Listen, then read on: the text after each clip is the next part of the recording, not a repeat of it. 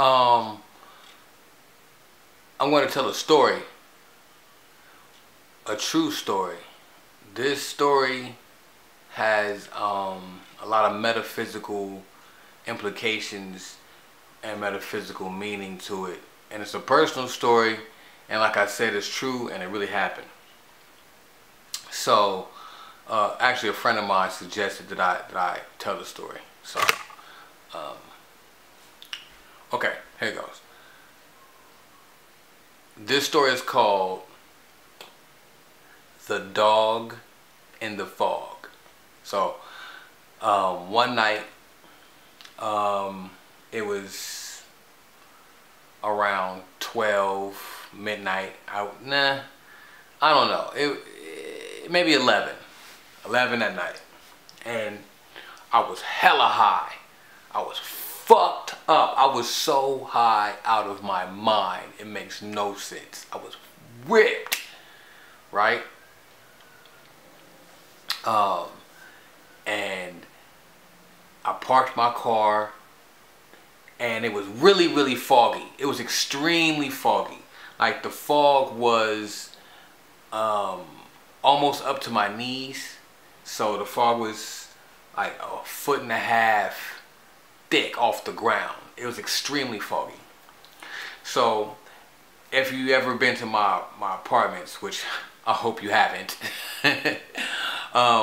you can see a walkway that's directly in front of you once you're leaving the parking area. So as I'm walking towards the walkway, my staircase is approximately 50 feet from where I'm at. So as I'm walking towards the walkway, I can see the entrance to the apartments, the gate to the apartments in the background, far off, directly in front of me. So as I'm walking towards the pathway, there's cars that is directly facing me because they're waiting to get inside the apartments in the gate, right? There's cars, so their headlights are on. So there's fog on the ground and their headlights are on, right? So as I'm still walking towards, my staircase, and I can see this animal pacing in the distance. So the lights are illuminating the animal, which looks like to be a dog, of course. It's 4 legs, of course, and it's pacing back and forth in the fog, and it looks really freaky because it's fog, and there's the dog, and there's lights, and you can see the shadow of the dog in the fog. It's crazy, right? So I'm high. I'm not even tripping. I'm just taking my time getting there. So as I'm walking and I'm eating up this 50 feet because I'm getting closer to my staircase, all I hear is the sound of paws pattering the pavement.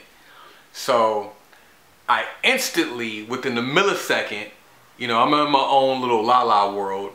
I'm like, oh shit, that dog is running towards me, because I can see it running towards me in the fog. So in a split second, I make the decision to snap out of it and run towards my staircase. So mind you, the staircase is in between me and the dog, right? So I have to run towards the dog to get to my staircase. So I don't know where I mustered this superhuman ability from, but it had to have been because I was scared shitless, and the adrenaline was pumping. So I'm booking. I did something so amazingly great. I cannot explain it, or words will not give it any justice. I jumped the first 4 steps with 1 leap. I zigzagged the next 6 steps over a rail, and then I cleared 3 flights of steps in maybe, no exaggeration, maybe 6 steps. So 3 flights of stairs, I completed them in 6 steps, like super crazy X-Men shit, you know what I'm saying? And so I got to the 3rd floor where my apartment is, and I look down. And I can see the dog pacing. You know what I'm saying? On the first floor. I look down. I'm like, oh shit, this motherfucker was really on me. So I go in the house, unlock the door, go in the house. I tell my roommate, I'm like, man, this dog is chasing me, man. My roommate was like, oh, he probably like you, man. Clowning this shit, right? So I'm like, alright, man, whatever. Fuck that shit. So I pat my pockets looking for my phone. I dropped my phone. I'm like, oh shit, I dropped my phone. So I'm like, I'm gonna give it a minute until the dog leave. I go on my balcony and the fog's still hella thick. I go on my balcony and I can hear the dog like paws hitting I can't see him, but I can hear him. He's running around doing some manny shit. So I'm like, I'm gonna give it a minute. So at this point in time, it's like almost 1. It's like 12:45, almost 1, right? I'm like, I'm finna go look for my phone. So I grab a broom and I go all the way downstairs and backtrack my steps to see if I find my phone. I go all the way to my car. I can't find the phone. I'm like, fuck. So I go back upstairs. I sit and I wait. I'm like, man. I wait 45 more minutes and I'm like, maybe it's in the grass. Maybe I dropped it in the grass. So I go back downstairs, look in the grass. I don't find it. I'm like, oh shit. I done lost my phone. I'm panicking. I go look in the car for the second time. I check. I find it. It's in between the seat and that little weird space where you can't get this shit. I'm like, oh, I got my phone. So I was happy. Got my phone. Boom. Go back upstairs, right? Sitting, I'm chilling. I'm not, you know what I'm saying? I'm not doing shit. I don't know what the fuck I was doing. I was doing something. And then, you know, it's about 3, a little after 3. And I'm like, well, fuck it. I'm gonna lay it down. Right? It's a little after 3. I'm gonna lay it down. So, you know, I'm cutting the lights off and shit. And, something said, dude, did you lock the door? Like, something's talking to me like, dude, go make sure you lock the door. So I get up and I'm walking down my hallway.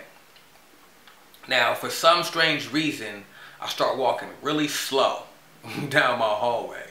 Like I'm taking baby steps. And the closer I get to my door, the more cautious I get for whatever reason.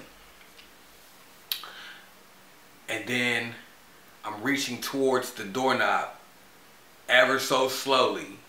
I'm reaching towards the doorknob. And I don't know what was telling me this, but something said open the door really slow. I turned the doorknob and I opened it.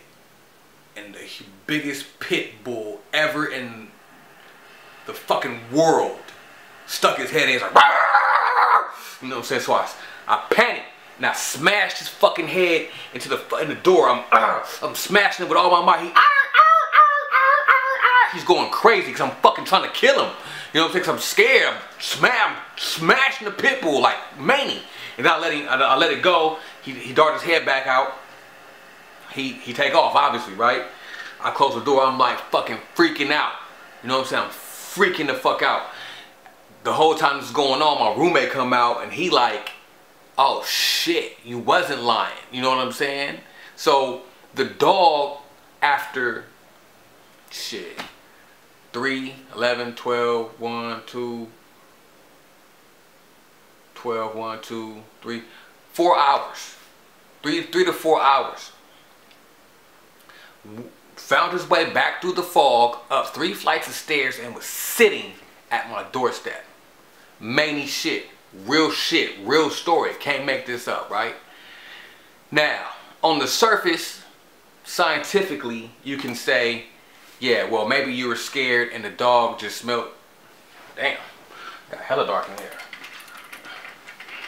And the dog just smelled your pheromone or your hormones or whatever, you know what I'm saying, your scent, because of the fear, because dogs pick up on fear. And I was scared as fuck, you know what I'm saying? So he could have picked up on that, smelled my scent, waited at my door. Either way, that's some weird shit. But see, you, when you, whatever you believe in, whether it's God, the universe, or whatever you want to call it, it's always talking to you.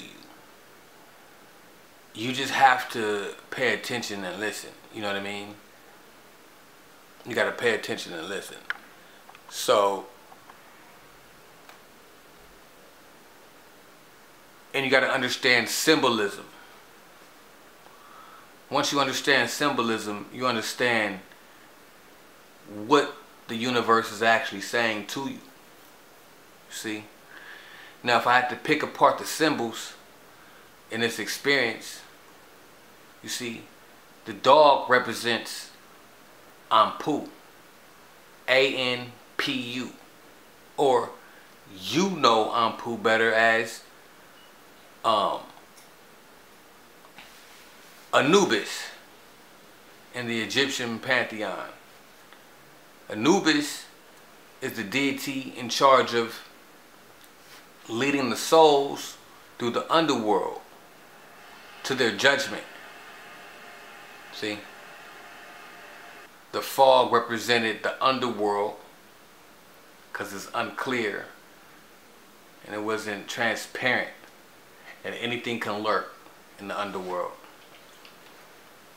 The dog was Anpu, or Anubis. My door represented